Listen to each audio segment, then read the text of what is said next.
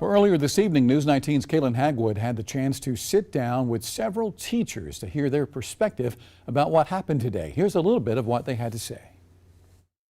So throughout the day, we have been having tough conversations about the active shooter hoax. And tonight I'm joined with 3 educators from around the Midlands to talk about your guys' experience from an educator's perspective. And I know that your districts weren't necessarily impacted today, but this is a conversation that is becoming all too common, right? It makes you feel like sometimes there's a certain part of either young people that think that it's funny, who really don't realize it could happen to them. The only good out of it today, we knew what to do. We have to come together as a community. You know, I was just astonished by this even happening, and you're looking at it could be right here in your own backyard. Certainly I felt confidence that we are ready, but concern knowing that there are school districts in this state that do not have a school resource officer in their schools, that don't have mental health professionals, and that a greater attention and focus needs to be made by the state of South Carolina there. There's signs of children that need help.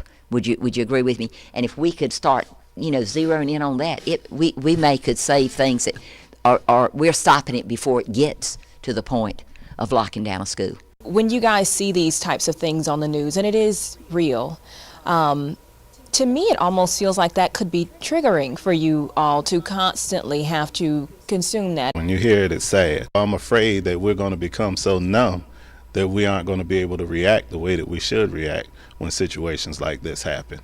And that's part of what scares me, and just seeing the concern amongst teachers, because you never know who's coming into your schools. Nowhere is safe.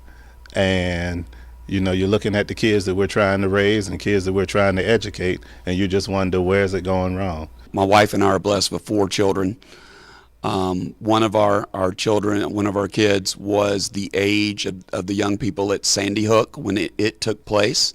So certainly you can put yourself in that position. What if that was my child? One of our children, when Uvalde happened, was the age of those students. So it does make an impact. It does make you think. I mean, it does make you maybe hug them a little bit tighter and tell them you love them before they get out of the car. In terms of what teachers should be discussing, they should be asking questions. Is our school staffed with a full-time SRO? Is our school sharing an SRO with 1, 2, 3 other schools? We have to work as a community to try to bring some type of programs or something into the schools.